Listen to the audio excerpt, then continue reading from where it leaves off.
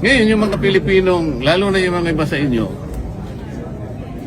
I'm sorry to tell this, lalo na yung mga iba sa inyo, hindi naman lahat, Ayan na. nabayaran. Kailangan sabihin ko to. Mm. Akala nila yung warrant of arrest can be enforced. Wala na tayong membership sa ICC, sa Rome Statute. Without the treaty, what will be the legal basis of a warrant of arrest? You tell me. Huwag kayo nagpapapaniwala doon sa mga din, mga abogadong nagsasalita ng salita. Nililinlang lang nila kayo. Anong pinaglapalagi lang sinasabi? Paikot-ikot sila sa Section 17 of Republic Act 1951. Tama. Bali-baligtarin nyo doon. Sinasabi niya lahat. Gagawin mo lang. I-surrender mo or blah blah blah in accordance with extradition laws and treaties. Meron tayong extradition law? Wala. Meron tayong treaty? Wala.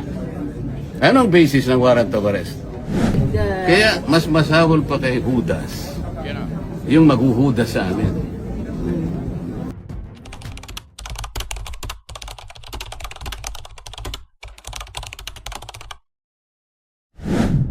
Pagbati po sa inyong lahat, mga kababayan at mga mahal po naming taga-subaybay. Ako po si Just Vlog. Rekta na kagad tayo, mga kababayan. Gusto kong i-share sa inyo yung interview ni Senator Rodante Marcoleta dito sa mga media na binanggit niyang bayaran, mga kababayan. Hindi naman lahat, pero kinumpronta niya Kinumpronta niya na ilan, hindi naman lahat, pero marami sa inyo ang bayaran. Ganun. Sinupalpal at sinuplak ni Senator Rodante Marcoleta yung mga media na nag-interview sa kanya, mga kababayan, kahapon doon sa Senado. Habang suspended yung sesyon, ayun, nagkaroon sila ng panahon at pagkakataon para ma-interview si Senator Rodante Marcoleta.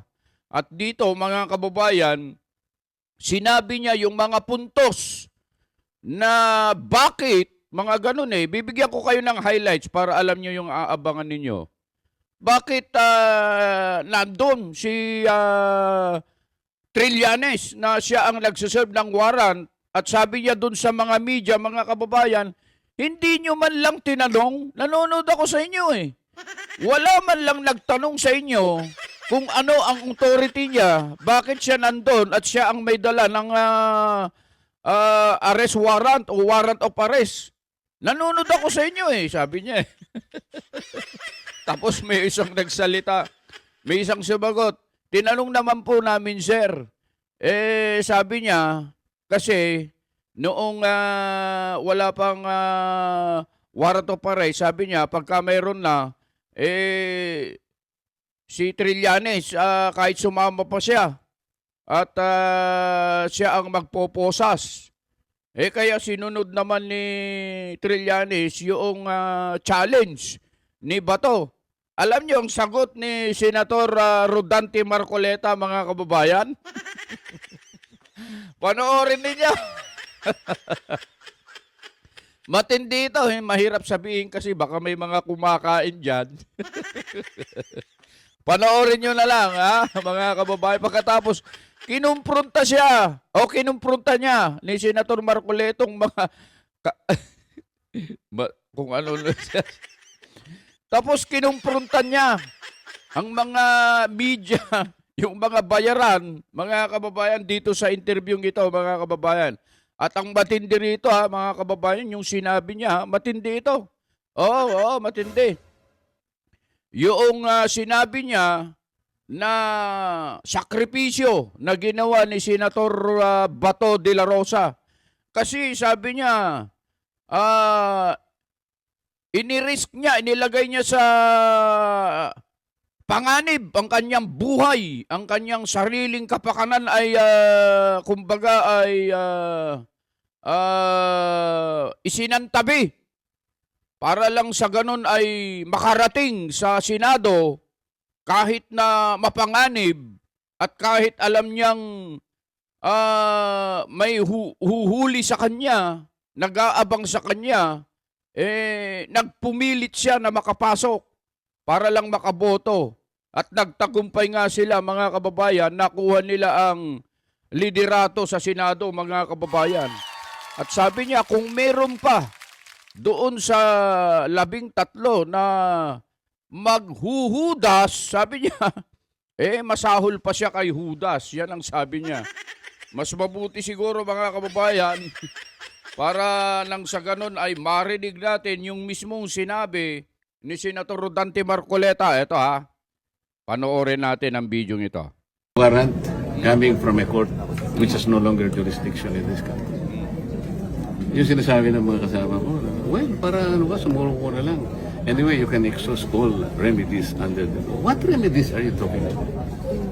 Kung ano ginawa nila kay dating Pangulong Duterte, yun din ang gagawin nila. Do you think Sigurado yan. makikita pa natin si Senator Bato Wala pagkatas na. nilang makuha? Kahit wala na. Kaya sabi ko, hindi na kailangan pumunta rito. Pero nagpunta siya. Nirisk niya yung buhay niya. Kaya lang namin nakuha dahil sa kanya, wala nang iba. We owe it to himself alone and nobody else. Nobody else. Kung hindi siya pumunta, nobody will blame him. Dahil buhay niya yun eh. But he chose to do it. Kaya sabi ko sa kasama ko ngayon, sinong walang konsensyang kakakalas? Yung tao ginawa niya. Gusto mo magpakulong dito? Pwede. Kasi at least domestic law, di ba? You can hire your lawyers. Pwede ka makita ng kamag-anak mo, ng asawa mo, ng pamilya mo. Sa dihig. Sino tutulong sa iyo doon? Ako nga nakiusap eh. Makita ko lang si PRRT kasi nandun na ako eh. Can you imagine, I request. O sige, kung ano lang, makita ko lang. Kung ayaw nyo kung makausap, wag na. Makita ko lang kahit 5 minutes. So I can wave my hands. Para ipakita ko sa niya, Mr. President, I am here. How are you? Then alis na ako. So, saan na Hindi nila ako pinagbigyan. Ganon din ang mangyayari kay Senator Bato. Ngayon, yung mga Pilipinong, lalo na yung mga iba sa inyo, I'm sorry to tell this, lalo na yung mga iba sa inyo, hindi naman lahat, Ayan na. nabayaran. Kailangan sabihin ko to. Akala nila yung warrant of arrest can be enforced. Wala na tayong membership sa ICC, sa Rome Statute. Without the treaty, what will be the legal basis of a warrant of arrest? You tell me. Huwag kayo nagpapapaniwala doon sa mga din, mga abogadong nagsasalita ng salita. Nililin lang nila kayo. Anong pinaglapalagi lang sinasabi? Paikot-ikot sila sa Section 17 of Republic Act 1951. Tama. Bali-baligtarin nyo doon. Sinasabi niya lahat. Gagawin mo lang. I-surrender mo or blah blah blah in accordance with extradition laws and treaties. Meron tayong extradition law? Wala. Meron tayong treaty? Wala. Anong basis ng warrant of arrest? As simple as that. Tama. Is there an automatic domestic instrument that will bind our country with that of ICC? You tell me. You tell me. Senator, sabi ko ng OSD, di ba? Enforceable ito. Halika dito, hindi kita nakikita. Sen, after nung what happened on Wednesday, sa tingin mo na solidify lalo yung majority? Na-solidify yung ang samahan ng majority. After 13. nung At what happened nakonsensya on ba si Senator Mikel? I don't know. Sinabi ko lang yun because yun ang totoo eh. Sabi ko nga, ito lamang ang takeover na walang blessing sa Malacanang. Lahat ng takeover may blessing. Pero ito, hindi nila alam to. Ang tao nagbuwis ng buhay. Yun ang importante. Buhay niya yun. So, Paano mo i-disregard yun? kaya ba Kaya mas masahol pa kay Judas. Yan na. Yung maghuhudas sa amin.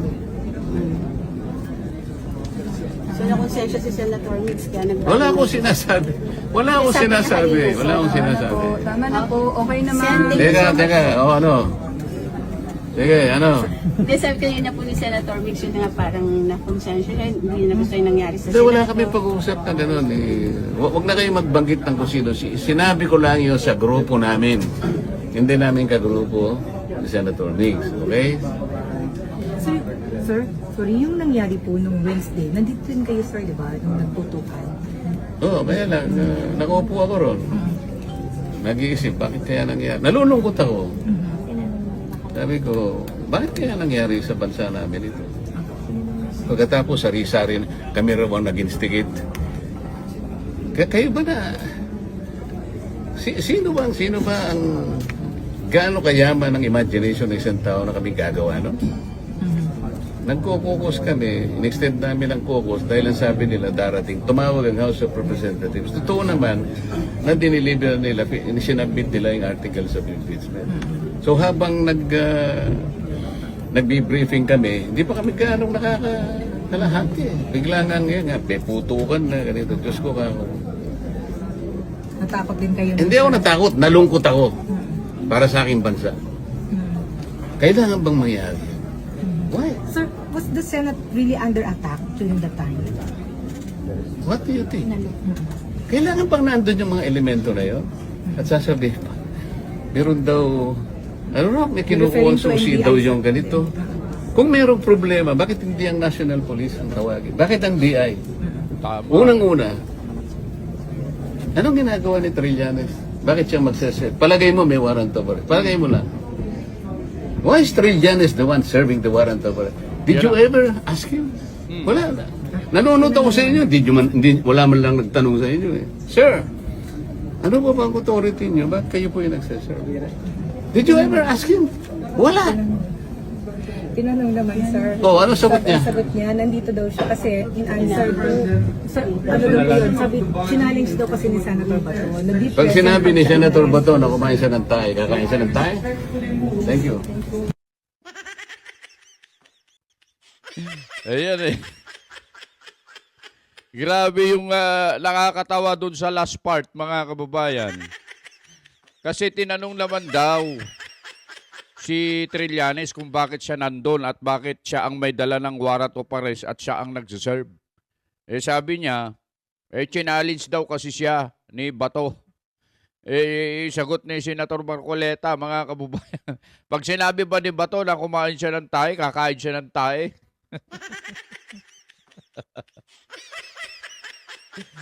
Ganyan ang napapala ng mga reporter. Napansin niyo yung pagtatanong, mga kababayan. Pati itong si Senator Mig Zubiri ay ikino-connect, mga kababayan. Kaya daw parang gusto nilang palabasin na kaya sumama si Mig Zubiri sa minority dahil nakonsensya daw doon sa sinabi nilang sinabi ni Senator Marcoleta at ni Camille Villar. Dalawa silang nagsabi na kung meron pang maghuhuda sa atin, dun sa, ang tinutukoy nila, dun sa 13 lang. Yung kagrupo nila, hindi kasama dun si Mig Zubiri. Itong reporter na to, pinipilit pa eh. Kaya dun makikita mo talaga, mga kababayan, itong mga, kaya tama si Senator Dante Marcoleta eh, binansa kanyang mga bayarang mga media ito eh. Mabuti na lang nasabi ni Senator Marcoleta yon, mga kababayan. Buti nga sa kanila. Oo.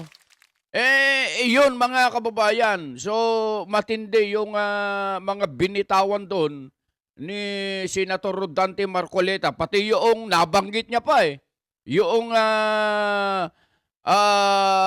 retired na Associate Justice na akala mo naman ay napakagaling, sabi niya.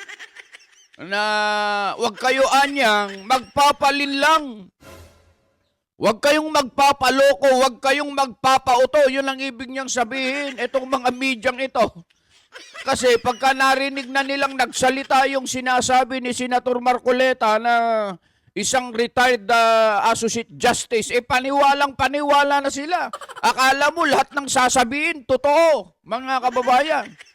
Yung pala, isa rin ito sa mga nagbenta ng ilang bahagi ng pag-aari ng ating bansa, mga kababayan. Kaya tama si Senator Marcoleta, huwag kayo anyang nagpapalinlang, huwag kayong nagpapapaniwala kaagad.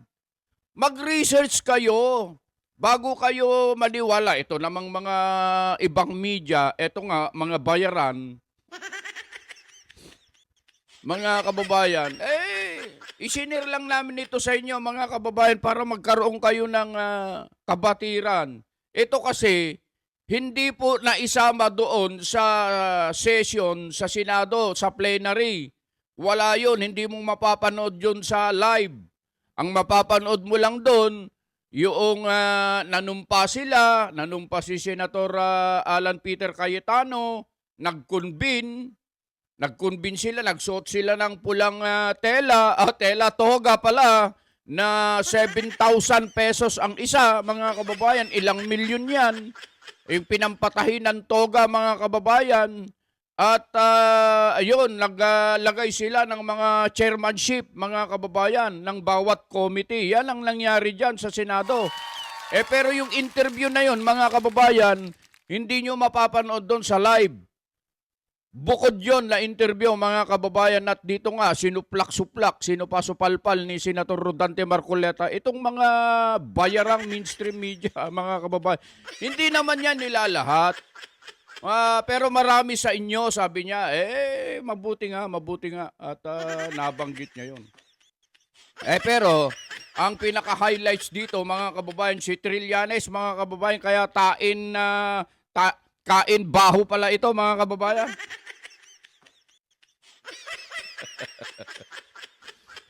Nakasombrero ako ng ganito, mga kababayan, kasi mainit. Merong electric fan ito sa taas. Ayan, ginagamit ko sa... Pag nasa range kasi ako, mga kababayan, mainit doon. Wala pang mga puno. Kapag nagpa-practice po kami, nag-iinsayo at nagtuturo tayo ng basic practical shooting, mainit. Kaya bumili tayo ng ganito. Merong ilalagay ko dyan sa link yung kung saan mabibili ito, mga kababayan, at pwede kayong kumuha doon. Maganda. Nahahanginan yung mukha natin, mga kababayan. Nakapagbenta. Hanap buhay yun, masama ba maghanap buhay? Hindi naman, di ba? Hanap buhay yun eh. O kung bibili kayo, bumili kayo dyan. Ilalagay ko dyan sa sa products yan. Maikiklik nyo lang, mga kababayan. Mamimili kayo kung anong kulay. Ayan, yan mga kababayan, sinir lang namin. Para nang sa ganun ay alam nyo mga nangyayari. Sa mga susunod pang mga i-upload namin, matitindi. Marami pong mga issue ang dapat pag-usapan, mga kababayan, ha? Pero ang higit sa lahat, nakapansin-pansin, mga kababayan, yung pinagugulong ng mga social media, mainstream media, yung tungkol sa kodita na yan, na magpapalit ng liderato sa Senado, hindi sila nagtagumpay. Hindi sila nagtagumpay, mga kababayan. Kulang pa rin sila ng bilang. 11-13 ang score, mga kababayan, at in favor pa rin ang majority, mga kababayan. Wala pong matatag ngayon ang samahan ng majority dahil nga doon sa ginawa ni Senator Bato na inialay niya ang kanyang buhay. Ano inialay?